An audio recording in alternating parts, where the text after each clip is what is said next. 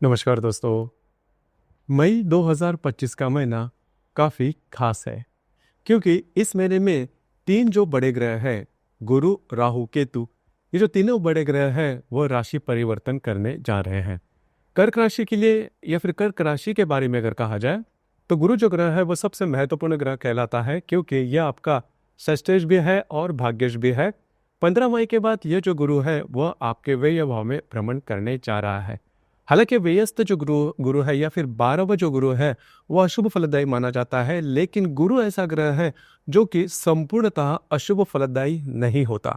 इसके बारे में भी चर्चा करेंगे। उसी प्रकार जो राहु और केतु आपके भाग्य और आपके तृतीय भाव में भ्रमण कर रहे थे, 19 मई के बाद ये जो राहु और केतु जो है वो आपके अष्टम और द्वितीय भाव में भ्रमण करने जा रहे हैं। उसी प्रकार शनि जो है जो कि आपके अष्टम भाव में भ्रमण कर रहा था मार्च के महीने से, ये आपके भाग्य भाव में भ्रमण करने जा रहा है। तो ये जो सभी ग्रह है उसके जो प्रभाव परिणाम और खास करके गुरु के जो प्रभाव परिणाम होंगे वो आने वाले एक संपूर्ण साल में किस प्रकार के होंगे, सभी के बारे में डिटेल में चर्चा इस वीडियो में हम करने वाले हैं। तो सबसे पहले हम चर्चा करेंगे गुरु के बारे में कि गुरु के जो प्रभाव परिणाम है वो किस प्रकार के होंगे। क्योंकि देखिए, कोई भी जो ग्रह है वो अकेले पूरी तरह से हमें इसके जो प्रभाव है नहीं मिलते। ये टीम इफेक्ट होता है, मतलब हर एक कुंडली में 12 ग्रह होते हैं और वो अपने अपने तरीके से परिणाम देते हैं, लेकिन ये जो बड़े ग्रह हैं उसके जो प्रभाव परिणाम है वो आप देख सकते हैं।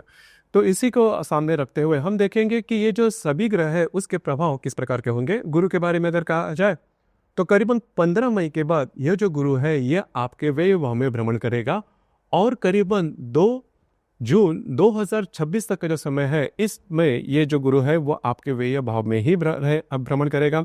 उसी प्रकार बीच के जो 2 महीने हैं, जैसे कि अक्टूबर और नवंबर में ये जो गुरु है वो आप ही के राशि में आएगा, फिर से वक्री होकर आपके व्यय भाव में भ्रमण करेगा। मोटे तौर पर अगर देखा जाए तो ये जो गुरु है जो कि आपके व्यय भाव में भ्रमण करेगा, आपके जो काम है वो थोड़े से पेंडिंग रखेगा। मतलब आपने देखा होगा कि आपकी जो राशि है बहुत ज़्यादा एक्टिव है, बहुत ज़्यादा मेहनत करने वाली है, प्रैक्टिकल है, लेकिन आपके जो काम है वो थोड़े से बनते नहीं नजर आएंगे। छोटी मोटी बातों को लेकर आपको थोड़ा सा रुकना होगा। और एक बात है, अगर आप कोई ऐसा काम हाथ में लेते हो जो कि बहुत बड़ा है, मतलब जिसके बारे में आपके पास पेशेंस है, जो कि बहुत बड़ा है, इस प्रकार के काम इन दिनों में आप हाथ में ले सकते हो और वो इजीली धीरे धीरे पूरे होते हुए भी नजर आएंगे। अब यहाँ पर जो मैंने बात कही कि गुरु जो ग्रह है वो संपूर्णतः अशुभ फलदायी माना नहीं जाता, क्योंकि ये जो व्यस्त गुरु है वो 2-3 स्तर पर आपको बहुत अच्छे परिणाम देगा। खास करके जो कर्क राशि के व्यक्ति परदेश गमन करना चाहते हैं किसी भी वास्ते, टूरिज्म के वास्ते या फिर काम के वास्ते, उनके लिए जो संपूर्ण साल है वो बहुत ही ज्यादा शुभ फलदायी साबित होगा। परदेश गमन होना या फिर आपको नौकरी मिलना परदेश में, या फिर उस प्रकार की जो बातें हैं वो आपके लिए हो सकती है, जो कि बहुत ही अच्छी बात है। उसी प्रकार आने वाला जो संपूर्ण साल है उसमें आप थोड़ा धार्मिक आध्यात्मिक जो क्षेत्र है उसमें ज़्यादा एक्टिव नजर आ गए। वैसे भी देखा जाए तो कर्क राशि जो है वो मोटे तौर पर थोड़ा सा धार्मिक या फिर आध्यात्मिक भाव रहते हैं इनमें। तो वही जो बातें हैं वो इस महीने यह जो आने वाला संपूर्ण साल है उसमें आप महसूस करेंगे। सिर्फ एक बात है जो मैंने शुरुआत में कही कि आपके जो काम है वो थोड़े से पेंडिंग रहेंगे, जिसकी वजह से जो फ्रस्ट्रेशन है वो थोड़ा देखा जाएगा, क्योंकि आपकी जो राशि है वो थोड़ी इमोशनल है। लेकिन बाकी अगर देखा जाए तो जिस भी देवता की आप उपासना करते हो तो उससे रिलेटेड कुछ अच्छा अनुभव मिल सकते हैं। उसी प्रकार जो कर्क राशि के व्यक्ति धार्मिक या फिर आध्यात्मिक मार्ग में है, उनके लिए ये जो संपूर्ण समय है, ये जो संपूर्ण साल है आने वाला, बहुत ही ज्यादा शुभ फलदायी साबित होगा। अब ये जो व्यस्त भाव का जो गुरु पंचम दृष्टि से आपके चतुर्थ भाव को देखेगा, सप्तम दृष्टि से षष्ठ भाव को देखेगा और अष्टम दृष्टि नवम दृष्टि से ये आपके अष्टम भाव को देखेगा। कुल मिला के देखा जाए तो घर का जो मामला है वो काफी ज्यादा स्थिर होगा, उसमें किसी भी प्रकार के प्रॉब्लम देखे नहीं जाएंगे। घर के जो लोग हैं उनके साथ भी आपकी जो इंटरेक्शन है वो काफ़ी अच्छी देखी जाएगी। उनके साथ कहीं बाहर घूमना फिरना भी हो सकता है। घर के मामले में, वास्तु के मामले में, अगर कोई नया काम आपको करना है, मतलब नई वास्तु लेनी है, वास्तु बेचनी है, वास्तु रिनोवेट करनी है, वास्तु से रिलेटेड कोई काम करना है, तो आपके लिए जो आने वाला संपूर्ण साल जो है वो बहुत ही ज़्यादा शुभ फलदायी साबित होगा। दूसरी प्रकार जो भी आपका कार्य क्षेत्र है उससे रिलेटेड भी बातें जो है वो काफ़ी अच्छी देखी जाएगी। खास करके जहाँ पर आप काम करते हो, नौकरी करते हो या फिर व्यवसाय करते हो, वहाँ पर के जो सहकर्मी होंगे या फिर वरिष्ठ होंगे उनके साथ आपकी जो रिलेशन है, आपका जो कम्युनिकेशन है, जो इंटरेक्शन है, वो काफ़ी अच्छा देखा जाएगा। सिर्फ स्वास्थ्य के बारे में थोड़ा ध्यान देना होगा।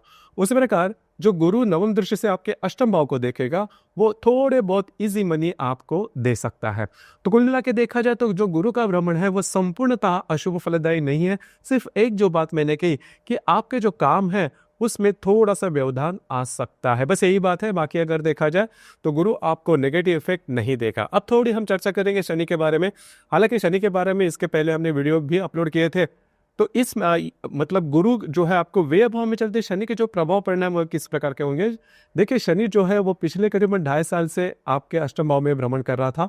उसके प्रभाव परिणाम आपने देखे भी होंगे और आप बहुत अच्छी तरह से जानते हो कि किस तरह से जो बातें हैं वो आपके लिए होते करीबन 7.5 की तरह जो परिणाम है वो आपने देखे होंगे। लेकिन अब जो गुरु है, अब जो शनि है वो आपके भाग्य भाव में भ्रमण कर रहा है। तो ध्यान में रखिए कि आने वाले 1 साल में आपको धार्मिक या फिर आध्यात्मिक अनुभव मिल सकते हैं और आप धार्मिक या फिर आध्यात्मिक जो क्षेत्र हैं उसमें बहुत ही ज्यादा एक्टिव नजर आओगे, क्योंकि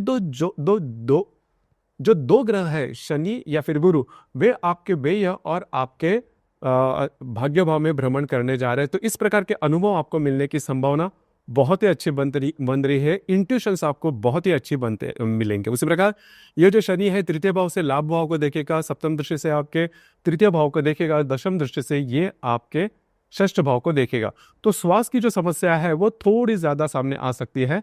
ये आने वाले संपूर्ण जो साल है इसमें आपका घूमना फिरना बहुत ही ज्यादा हो सकता है, मंदिरों में जाना, धार्मिक स्थल पर जाना, इस प्रकार के अनुभव आपको मिल सकते हैं। थोड़ा सा बहुत ऑर्थोडॉक्स जो दृष्टिकोण है वो आप में देखा जाएगा। तो जो शनि का भ्रमण है वो आपको धार्मिक या फिर आध्यात्मिक क्षेत्र में आपकी जो रुचि है वो बढ़ाएगा। अब चर्चा करेंगे राहु और केतु के बारे में। जैसे कि मैंने शुरुआत में कहा कि राहु और केतु जो 2 ग्रह हैं वे आपके भाग्य और द्वितीय भाव में भ्रमण कर रहे थे। अब जाके वे आपके अष्टम या और आपके द्वितीय भाव में भ्रमण करने जा रहे हैं। तो राहु जो आपके अष्टम भाव में भ्रमण करेगा ये आप शुभ फलदायी भी कह सकते हो या फिर अशुभ फलदायी भी कह सकते हो, जैसा आप मानो, जैसा आप इसका फायदा उठाओ। देखिए जो राहु आपके अष्टम भाव में भ्रमण करेगा वो आपके लिए स्वास्थ्य के बारे में छोटी मोटी समस्या सामने आ सकती है और ऐसे कुछ प्रॉब्लम आएंगे जिसका रीजनिंग होना थोड़ा कठिन होगा। मतलब जल्दी जल्दी वो जो प्रॉब्लम है, हेल्थ इश्यूज जो है वो हल नहीं होंगे। लेकिन ये जो राहु है वो आपको इजी मनी दे सकता है जिसके बारे में आपने सोचा भी नहीं था। इस प्रकार के अपॉर्चुनिटी वगैरह आपके सामने आ सकती है जो कि आपको बहुत ज़्यादा लाभ दे सकती है और उसका आप फायदा भी उठा सकते हो। उससे रिलेटेड कुछ अच्छी बातें भी हो सकती हो और ये बातें जो है वो डिपेंड करती है कि आप जो अपॉर्चुनिटी आपके सामने आती है उसको किस तरह से लेते हो। तो ये जो बात है राहु दोनों तरह से जो है वो आपके लिए शुभ फलदायी भी होगा, अशुभ फलदायी भी साबित होगा। ये आपके ऊपर निर्भर है कि आपको ये जो बात है वो किस तरह से लेते हो। दूसरी ज़्यादा महत्वपूर्ण बात, अगर आप विवाहित हो तो आपकी जो वैवाहिक जोड़ीदार है उनके स्वास्थ्य के बारे में थोड़ा सा ध्यान देना होगा। स्वास्थ्य की छोटी मोटी समस्याएं उनके साथ आ सकती है, बस यही बात है। बाकी अगर देखा जाए तो ये जो तीनों ग्रह आने वाले साल में आपके लिए अच्छे साबित होंगे। बहुत अच्छे नहीं कह सकते क्योंकि जो गुरु आपके व्यय भाव में भ्रमण करेगा वो आपके जो काम है वो पेंडिंग रखेगा, बस यही बात है। लेकिन जो मैंने बातें कही उसका सीधे सीधा अर्थ निकालो और अच्छी तरह से अपने मन में ढाल लेके किस तरह से आप इसका फायदा भी उठा सकते हो, क्योंकि कोई भी जो ग्रह है वो पूर्णतः अशुभ नहीं होता। आपके ऊपर डिपेंड करता है कि उसका जो भ्रमण है उसका फायदा किस तरह से लेते हो।